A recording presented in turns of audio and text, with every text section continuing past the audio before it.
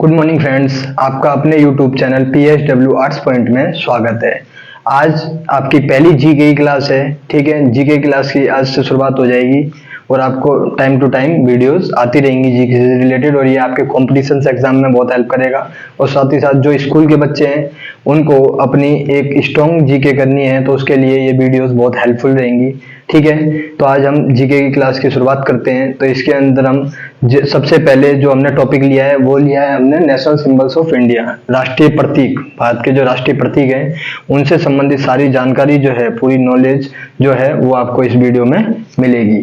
ठीक है, इसमें सबसे पहले हम राष्ट्रीय चिन्ह के बारे में जानेंगे।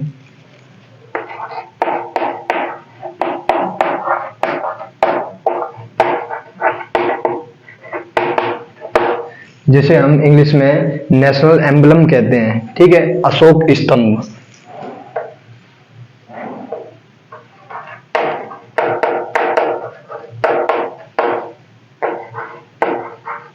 अशोक स्तंभ के तौर पे जानते हैं। अशोक स्तंभ जो है, ठीक है, राष्ट्रीय चिन्ह, इसे 26 जनवरी 1950 को अपनाया गया था। 26 जनवरी 1950। ठीक है, जो राष्ट्रीय चिन्ह है हमारा अशोक स्तंभ, इसे 26 जनवरी 1950 को अपनाया गया था और इसे अशोक के सारनाथ स्तंभ से लिया गया है। कहां से? सारनाथ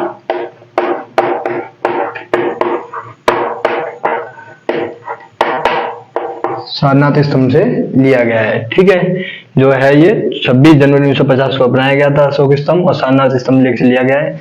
इसमें जो है हमारे को 4 जो है जानवर देखने को मिलते हैं इसके नीचे की साइड पे। ठीक है, जिसमें घोड़े और सांड, घोड़े और सांड ये दृश्य अवस्था में है जो दिखाई देते हैं, और साथ ही साथ जो बैल, हाथी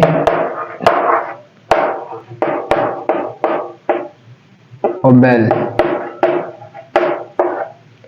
ये जो है अदृश्य हैं। ठीक है, और इसके नीचे मुंडको उपनिषद से लिया गया सत्यमेव जयते है। जो सत्यमेव जयते लिखा रहता है वो कहां से लिया गया है? मुंडको उपनिषद से। सत्यमेव जयते ये कौन से उपनिषद से लिया गया? मुंडको उपनिषद से। मुंडको उपनिषद। ठीक है, ये मुंडको उपनिषद से लिया गया है। तो ठीक है, कौन कौन सी इंपोर्टेंट चीजें हैं इससे रिलेटेड?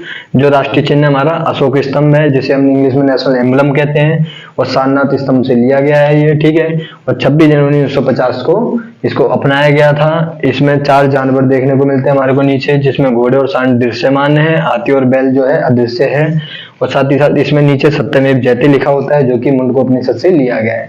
और जो अलग से थोड़ी जानकारी है इसमें वो बताता हूं मैं, जैसे कि लोकसभा के जो सदस्य हैं और राज्यसभा के सदस्य। राज्यसभा के सदस्य अपनी गाड़ियों पर लाल कलर का जो अशोक स्तंभ का चिन्ह होता है उसको धारण करके चलते हैं। लाल राज्यसभा के सदस्य जो है लाल अशोक स्तंभ।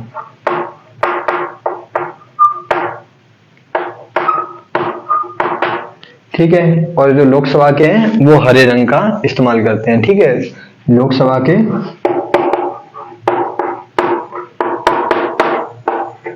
हरा रंग इनका अशोक स्तंभ इस्तेमाल करते हैं। ठीक है, तो ये जो है सबसे पहला हमारा राष्ट्रीय चिन्ह के तौर पर हमारे को पूरी जानकारी मिलती है। ठीक है, उसके बाद हम बात करेंगे राष्ट्रगान के बारे में।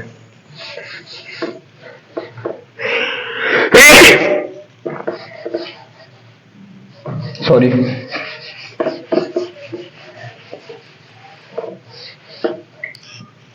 राष्ट्रगान। ठीक है,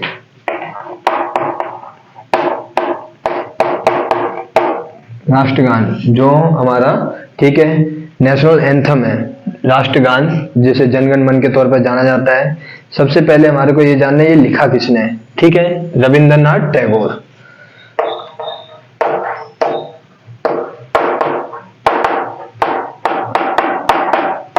रविंद्रनाथ टैगोर के द्वारा लिखा गया था ये। ठीक है, जो इसके लेखक है, रचयिता, इसके रचयिता कौन है? रविंद्रनाथ टैगोर। ठीक है, राष्ट्रगान ये कितने सेकंड का है? इसका जो टाइम है, समय 52 सेकेंड। ये 52 सेकेंड का है, ठीक है। इसमें 5 पद देखने को मिलते हैं हमारे को। पदों की संख्या कितनी है? 5, ठीक है। 52 सेकेंड का रविंद्रनाथ टैगोर के द्वारा लिखा गया था ये। और इसका जो मूल रूप से कौन सी भाषा में जो इसका वो किया गया था, वो रविंद्रनाथ टैगोर के द्वारा बांग्ला भाषा में। मूल भाषा कौन सी थी इसकी? बांग्ला। इंग्लिश में अनुवादित किया था, अंग्रेजी में अनुवादित रविंद्रनाथ टैगोर के द्वारा ही किया गया था।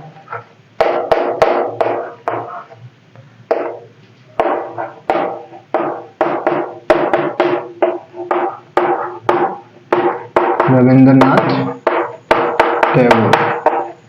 पहली बार कब गाया गया था इसे? ठीक है, जो हमारा नेशनल एंथम है, राष्ट्रीय गान, इसको पहली बार कब गाया गया था? वो गाया गया था कलकत्ता अधिवेशन 1911। 1911 के कलकत्ता अधिवेशन में।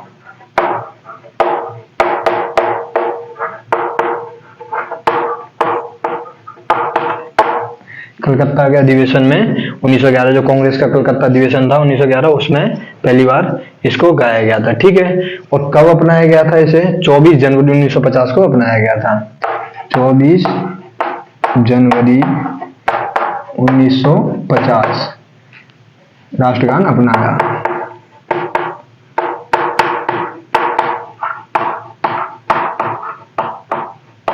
ठीक है, तो ये हमारी राष्ट्रगान से संबंधित जो बातें हैं। जैसे राष्ट्रगान किसने लिखा? रविंद्रनाथ टैगोर ने लिखा, ठीक है। इसका जो समय है वो 52 सेकेंड का है। इसमें 5 पद पाए जाते हैं। मूल भाषा क्या थी इसकी? बांग्ला भाषा थी।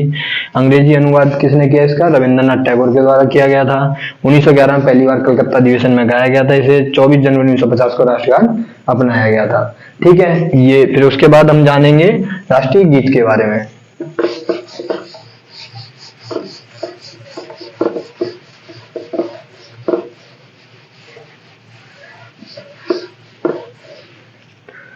जानेंगे राष्ट्रीय गीत के बारे में।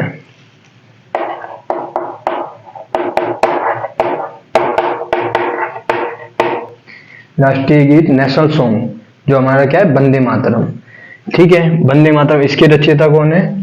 इसके रचयिता बंकिम चंद्र चटर्जी। बंकिम चंद्र चटर्जी, ठीक है, रचयिता। किसने लिखा है? ये बंकिम चंद्र चटर्जी के द्वारा लिखा गया है, ठीक है। उसके बाद इसका जो समय है वो कितना है? 65 सेकेंड।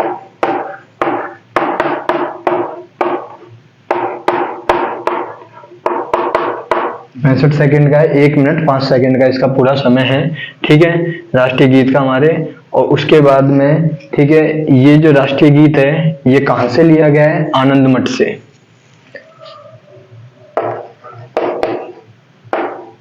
आनंद मठ से लिया, ठीक है। कहां से लिया गया? आनंद मठ से लिया गया है, ठीक है, ध्यान रखना। आनंद मठ से इसको राष्ट्रीय गीत को लिया गया है। सबसे पहली बार कब गाया गया था? ये 1896 में, 1896 में पहली बार गाया गया था। ये भी कलकत्ता अधिवेशन में गाया गया था।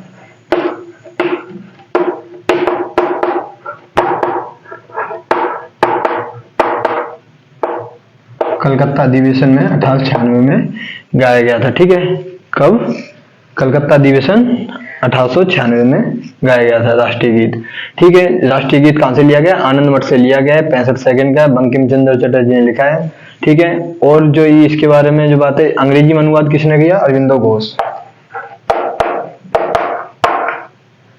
अंग्रेजी अनुवाद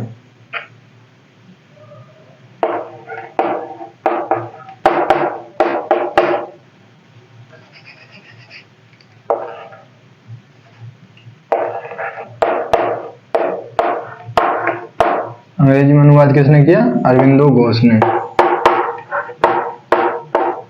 ठीक है। किसने? अरविंदो घोष। अंग्रेजी अनुवाद किया गया अरविंदो घोष के द्वारा। 65 सेकेंड का, आनंद मठ से लिया गया है। समय 65 सेकेंड का इसका, ठीक है। बंकिम चंद्र चटर्जी इसके रचयिता थे, ठीक है। और इसको कब अपनाया गया था? 26 जनवरी 1950 को।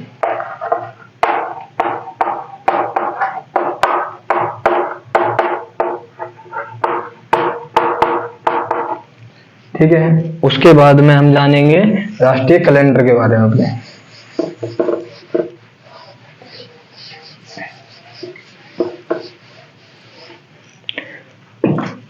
राष्ट्रीय कैलेंडर,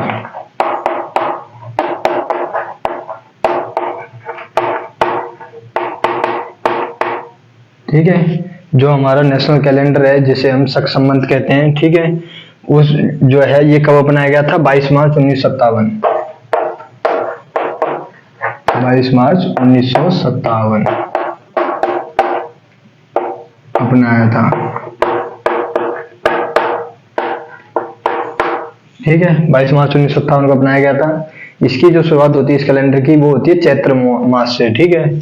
चैत्र का जो महीना होता है, ये आपने अपने घर में सुना होगा अपनी मम्मी से या अपने दादी से कि हाँ फागुन, माघ, ये जो महीनों के नाम लेते हैं आपके समझ में नहीं आते होंगे, ठीक है। उसमें जो सबसे पहला महीना होता है उस कैलेंडर का, वो चैत्र होता है, जिसकी शुरुआत होती है 22 मार्च से, ठीक है।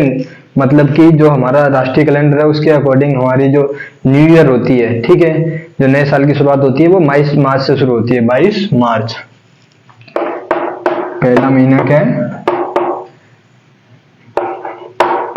चैत्र का महीना पहला माना जाता है, ठीक है। और पहला दिन होता है 22, ठीक है। नया साल 22 मार्च से शुरू होता है, ठीक है। 1957 में अपनाया गया था, 22 मार्च 1957 को, ठीक है। चैत्र पहला महीना होता है ये हमारा राष्ट्रीय कैलेंडर है और ये शक संबंध है, संबंध, शक संबंध, ठीक है, कहा जाता है,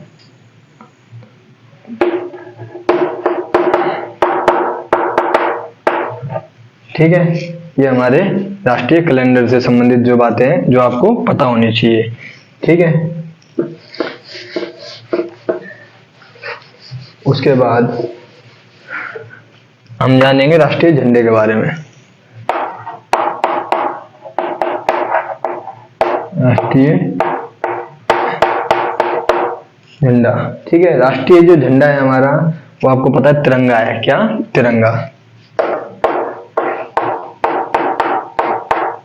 कौन कौन से रंग है इसके अंदर? ठीक है, हरा, सतरंगी और सफेद, ये 3 रंग हमारे को देखने को मिलते हैं इसमें, ठीक है। और जो इसको राष्ट्रीय झंडे को अपनाया गया था वो कब अपनाया गया था? 22 जुलाई 1947।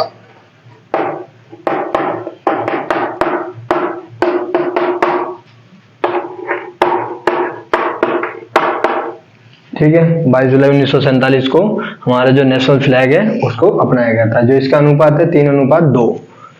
अनुपात कितना है इसका? 3:2। 3:2, ठीक है, ये इसका अनुपात है, ठीक है। और जो हमारा राष्ट्रीय झंडा है इसमें बीच में एक चक्र है, अशोक चक्र। उसमें कुल कितनी तीलियां हैं?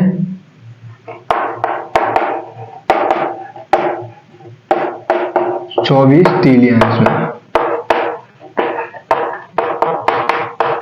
ठीक है। जो हमारा नेशनल फ्लैग है उसमें जो बीच में अशोक चक्र है नीले रंग से बना हुआ है जो, उसमें 24 तीलियां हैं, ठीक है। उसके बाद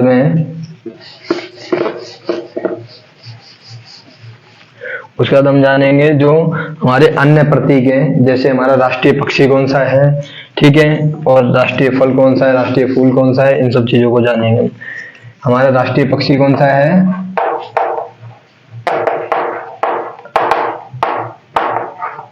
राष्ट्रीय पक्षी कौन सा हमारा? मोर, पिकॉक, ठीक है। और हमारा जो राष्ट्रीय फल है, राष्ट्रीय फल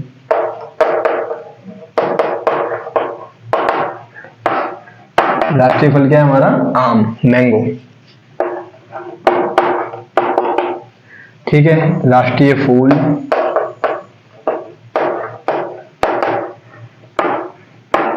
कमल, लोटस, ठीक है। राष्ट्रीय फूल हमारा कौन सा है? लोटस। राष्ट्रीय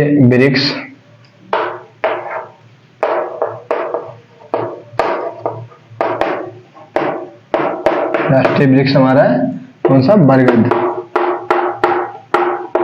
बनियान ट्री जो हमारा है उसे राष्ट्रीय वृक्ष घोषित किया गया है। ठीक है, राष्ट्रीय पशु,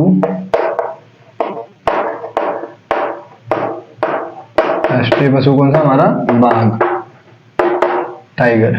ठीक है, राष्ट्रीय नदी,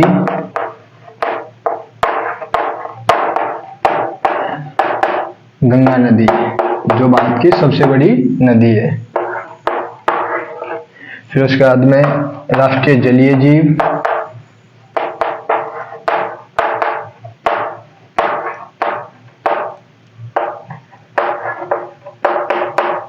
ब्लू व्हेल जो हमारी मछली है। ठीक है, ब्लू व्हेल मछली है, एक्वेटिक एनिमल।